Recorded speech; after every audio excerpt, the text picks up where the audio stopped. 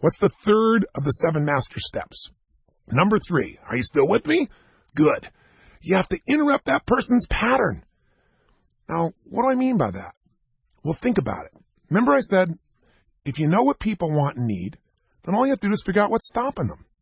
What's stopping them is a pattern. It's a pattern of emotion. And whatever they're feeling is coming from a meaning they have. And that's coming from the way they're using their body, the way they're focusing, the language they use, the beliefs they have, right? That's what's shaping them. So we have to break the pattern. Now, I'll tell you a technique that I used when I did a lot of one-on-one therapy when I started my Impossibles practice. At the time, I just purchased a really wonderful home. It was called the Del Mar Castle. It was in Del Mar, California. And it was built from castles in Europe. And I was so proud to have this home. It was overlooking the ocean on the front, and it had this 3-story turret that I used to go up to on the outside and look down on the ocean on one side and over the mountains up the back side of the house.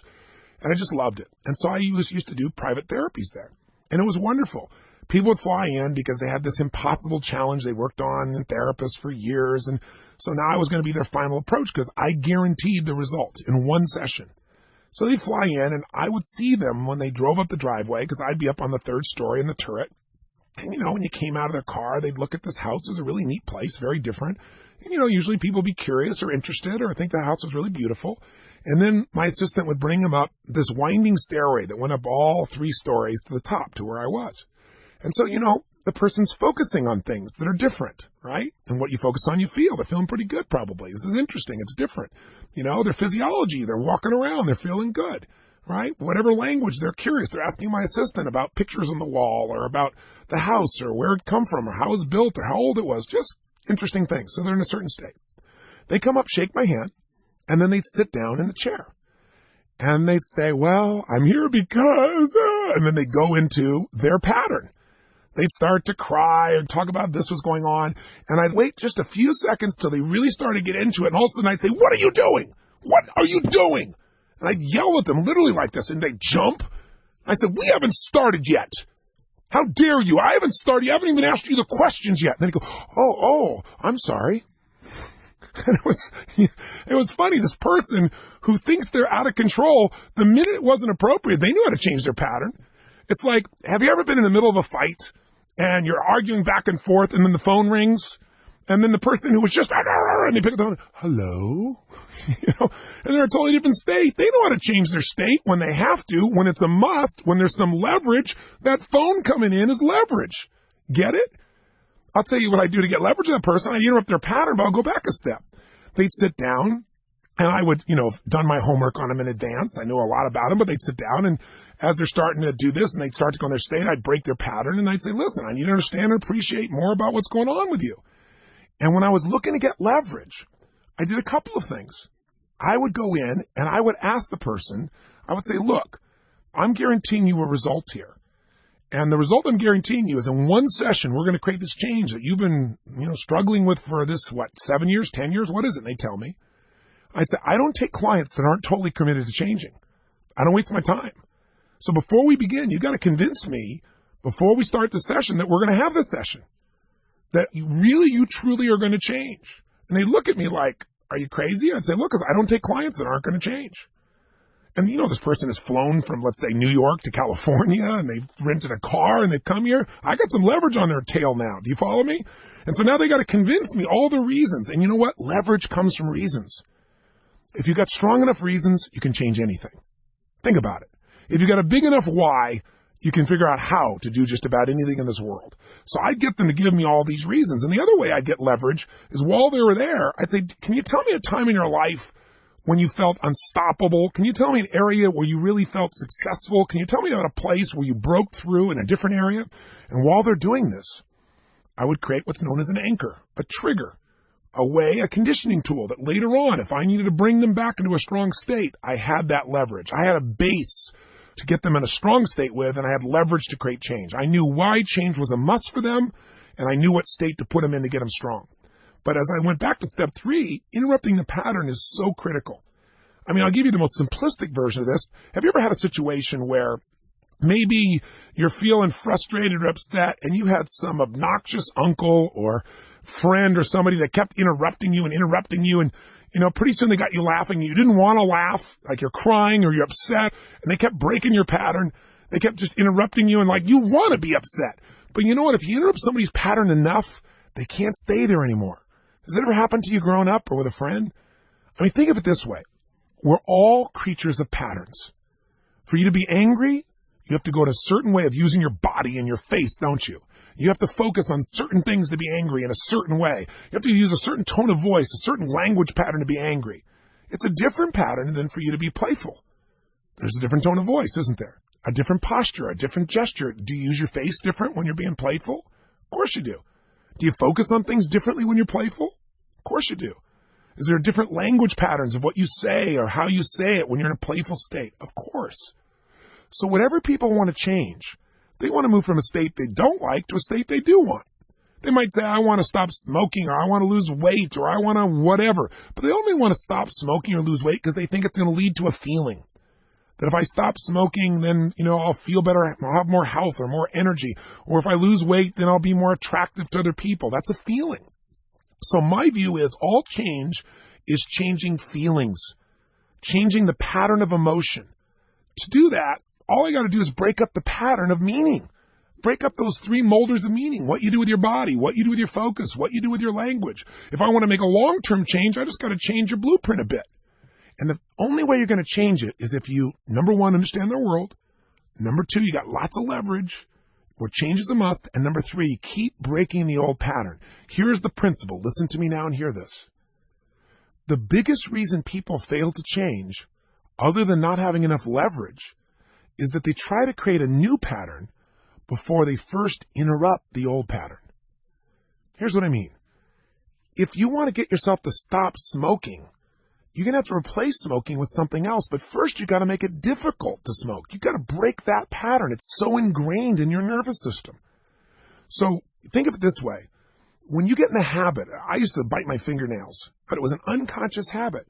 And I did it no matter what. It kept coming up. I even wanted to change it because it was ugly. It was terrible. And I would get it where I'd bite all my fingernails off and there was nothing left. And I'd still bite unconsciously. And I'd end up getting those where you bite the quick. And it would bleed, and then it would heal back, and I have like these little scabs. I mean, it was horrible. So, I went to the store, and I went to the pharmacy, and they had the stuff you could put on your fingernails that if you brought it up to your mouth, it tasted horrible. So that would supposedly break the pattern. I still did it. That's how bad it was. But what changed my life was one day I got enough leverage. I saw this woman. I was starting a new business with her. She was a client, and it was early in my career. I was working for this company in marketing. And she was the buyer on the other side. And I'll never forget. I thought when I walked in that day, this woman is beautiful. I mean, physically, mentally, emotionally. She had this angelic feel about her and very, very sexy lady. And I thought, man, I'd like to make 2 sales today. One is the product and the other is me. I want to connect with this woman. I was, whatever age, 19, 20 years old, whatever it was. And so sure enough, everything's going well on both sales, it looks like, as we went through the lunchtime. And at the end, I said, what do you think? And she said, absolutely, let's do it. And she wanted the product, so I went to go hand her the contract. I'll never forget. She grabbed my hand. I pulled it back instinctively, and she goes, what is that? Let me see your hands. And I was like, oh, what? She goes, let me see your hands. And so I brought my hands out, and she saw my fingernails, and she said, that is disgusting. I said, well, I just kind of have this habit of biting my fingernails, and it's just a bad habit. She goes, no, that's not just a bad habit. That is disgusting. She said, I could never do business with a person with that little discipline. And she got up, and she stormed out. And I thought, that woman is not an angel. I think I thought something much more harsh than that, actually, but that will be my coded way of describing it to you. All I can tell you is, it bugged me, though, because, man, she was leverage. Man, I really wanted her, and this stupid pattern of biting my fingernails is getting in the way. Nothing had leveraged me like that before. I said, you know what? This fingernail thing is done. I'm finding a way. I got higher value. Connection and love, baby. Right? So, sure enough, man, I got all these different books out, and I found this conditioning tool called a swish pattern. I'll never forget. And what I did is I saw my fingers coming up to my mouth, and then physically I would pull it back. I would snap it back, and then I would see myself as this successful person as I snapped it back. I would link these positive feelings. In those days, I was a kid, so I grew up poor, so I thought, okay, successful, I got this cool suit on and a nice watch and ring, and I am the man, or some stupid thing like that, whatever my model of the world was back then at 19. And so sure enough, I did it like 20 times. Like train the brain, see this, boom, do that, see this, boom, do that. And I did it over and over again. It was a conditioning technique, standard Skinner kind of stuff. And I'll never forget from this movie, and it's a really intense movie, and I really get into movies, and sure enough, next thing I know, my fingers are at my lips, and I'm about to bite down. But instead of going, this stuff doesn't work, I just realized, you know what I gotta do? I gotta condition it some more. And so I did. I did it a bunch more times. I don't know, for the next 5 days, maybe I did 20, 25 of these little swish patterns again and again, and then I've never touched my fingernails again. Now, things didn't quite work out perfectly with the girl, but you know what? It served its purpose. It gave me leverage, and it broke my pattern. I mean, when she looked at my fingers and said, that is disgusting, she got leverage on me and broke my pattern simultaneously. Does that make sense? Now, when you scratch the old pattern out, when you break it, you're open to something new. See, that's the only way it's going to happen. You're not going to change things without breaking the old pattern. Think of it like a record. I use this example a lot. I'll repeat it, I'm sure, tomorrow and the next day, because this is it. Most people today have their music digitally, but in the good old days, we used to get it on CDs, or if you're really ancient, vinyl LPs. Ooh. And you know what's interesting? Think about this. Why every time you listen to a CD, do you hear the same music? Because there's a pattern on there. A pattern that when the laser goes across it, it triggers the same response every time. If I try to put a new CD in, a new thought, a new belief, a new feeling, a new kind of music in your head, and I try to put it on top of a CD that's already there, I'm not going to influence you. I'm not going to create any change. But if I take out your old CD and take out a needle and scratch it back and forth, back and forth, back and forth, back and forth, back and forth 100 times, you put that CD in, it's never going to play the same way again. Just like your uncle grabbing you, making you crazy, or making you laugh when you didn't want to, after a while, you can't go back to the old pattern. That's a critical tool. There are many ways to break people's patterns. You can break their pattern physically. Suddenly you tease them, tickle them, kiss them, water gets dropped on somebody. Somebody who's all depressed and you drop water on them. I promise you, they won't be depressed anymore. They get angry, they get excited, but something's going to change. You can break the pattern of their focus. They keep focusing on the past. You take them to the future and create a new view. I remember one time in my life, I was in this horrible place, and one of my dear friends told me, I'll never forget, he said, Tony, you think this problem will never go away. But he said, you're wrong. You know, there'll be a few years from now, you'll be on this stuff. He said, you'll be here, you'll be married, you'll be with this woman you totally love. He said, we'll be together and we'll talk about these days and how crazy and difficult it seemed. And he broke my pattern. He got me to change my focus to the future instead of thinking this moment is forever. Because when people are in pain, they think that, don't they? Or you can change people's language. You know, somebody says, oh, this is the worst thing that ever happened. I remember this one woman was talking to me one time, and I was doing therapy on her. She's a very famous lady, and she was overseas and completely depressed and unable to eat and going through all these things. And, you know, I understood where she was. And at one point, I just said, you know what? You need to do something different here. We need an alternative to your old language pattern here. I'm going to give you something else to say. And I broke her pattern completely. I said, here's what I want you to do. Next time you start to feel depressed and you start saying no one loves me and my career is in shambles because I haven't made a movie in 3 years and all this stuff, I said, I want you to do this. You're hanging out on the beach. You're talking to me by phone from where? From Cannes, from the south of France. Okay, so here's what I want you to repeat. I want you to do this 20 times a day.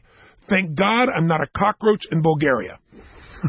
And, you know, just did something stupid. Come on, say it. Thank God I'm not a cockroach in Bulgaria. All I did was keep changing her phrase, and I kept her saying, say it louder. I God, I'm not a cockroach. She's like, what are you talking about? I said, it doesn't matter. Keep saying it. And what it did is it changed her language. It changed her focus. It changed her body. It broke her pattern. Right? It shifted it all.